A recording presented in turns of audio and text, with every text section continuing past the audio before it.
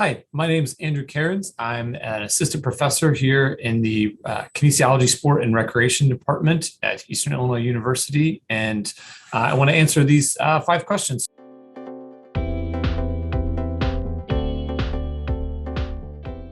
The most influential teacher that I've ever had, and I'm going to cheat on this one a little bit. Teachers, when I was an undergraduate at NC State University in Raleigh, North Carolina, I had a couple, Doctors Roger and Annette Moore, and they taught various classes in the program. And the thing that I loved is that they cared so deeply about what they did, and they just inspired me as an undergraduate student. They led me to grad school. I owe so much of what I'm doing today to their influence and their motivation. They were also just great people, right? They would host dinners at their houses for students. They would talk about the things that they did in their personal lives in terms of hiking and being outside. That just made it so real for me that the things that I teach with students, it's not just something that I'm separate from, it's I'm a part of.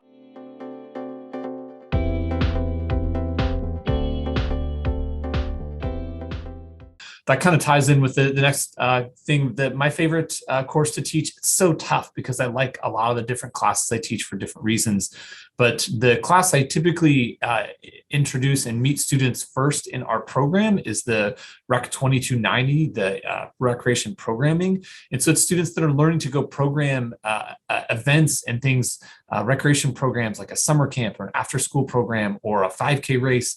And many students, they've never done anything like that before. Maybe they've worked at a summer camp. They didn't realize all the planning and things that go into the background to make those kinds of things happen, whether it's staffing or budgeting or supplies or facility management.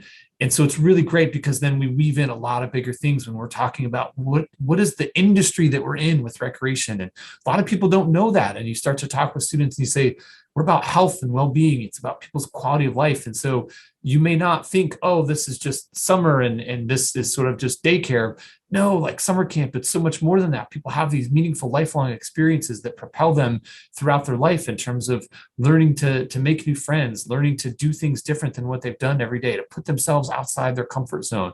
Those are such valuable life lessons. And so I love talking with students about that in a way that we talk about the nuts and bolts of what we do, but there's a bigger picture of like, wow, these kinds of things are going to have lifelong impacts on the young people or the older people that we work with, and how wonderful is that to see.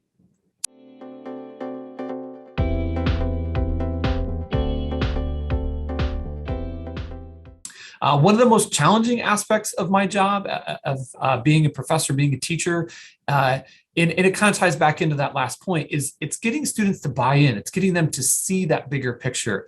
Usually when I have students that first start out, they've never met me before, they don't get my humor, my quirkiness, they don't sort of understand my background, but I share that. I talk about who I am, the things that I've done. I talk about my family. They sort of joke about, they feel like they know my kids really well because I talk about them all the time.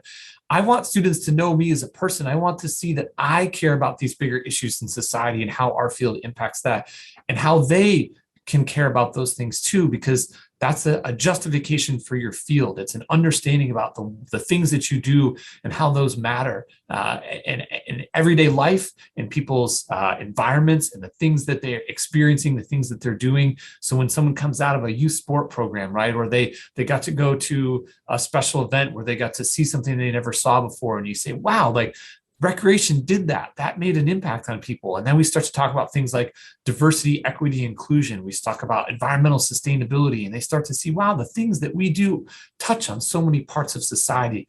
That's so impactful. It's so amazing.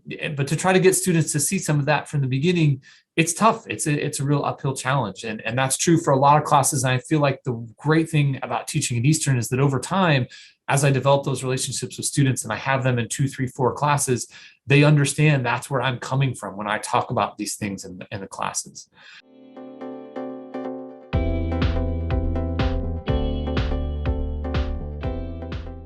So some of the things that I like to do in my free time, some of my hobbies, I'm a recreation person. I love to spend time on my hobbies. I like to go running. I like to go hiking. I like to spend time outside with my kids and my family. I like to garden. I'm big into native plants. So I like to have prairie plants growing all over my yard. I also have sort of my nerdy hobbies where I really like to read science fiction and fantasy. I have a regular group of friends I play Dungeons and Dragons with, and they're all things that I talk with my students about in class because I'm going to say, look, that may seem weird to you, but that's okay. Like people are different. That's one of the great things about coming to college is you meet people that have a very different background than you, and you learn about the things that they're into, and you can appreciate that even if it's not something that you like to do. And when you go work out in the field, you're going to interact with people, whether it's colleagues or it's participants in your programs. It's individuals that you serve every day that you realize, oh, this person's really different than me, but I can still talk and interact with them because I talked with that weird professor at Eastern who talked about Dungeons and Dragons in his classes.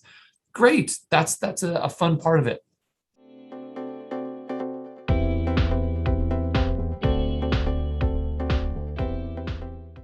So my three things on my bucket list, my wife and I really like to travel. And so my hope someday is to travel to Nepal to go hike in the Himalayas. I love being outside. I love hiking. I love new challenges. Hiking high elevation is a new challenge for me, but that's one that I can't wait to do someday.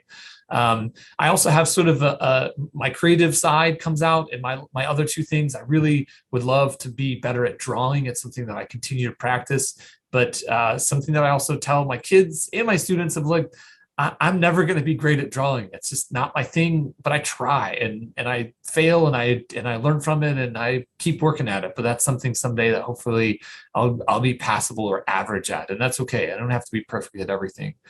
And then the last one, my one big goal I mentioned earlier about native plants. I hate mowing the grass. It's just feels so frustrating sometimes that comes back every week and I've got to mow it some more. So my goal is to have my yard covered in native prairie plants, to have big blue stem and coneflower and prairie dropseed and Missouri ironweed, all kinds of fun, big, tall or short or colorful plants, things to bloom all year round.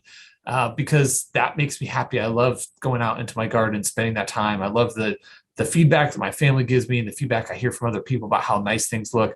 And it's great when you see butterflies and bees and things coming through and you realize, oh, wow, these asters that are blooming here in September and October, those are providing food for a whole different set of insects than things that are coming through in March and April. So that's me.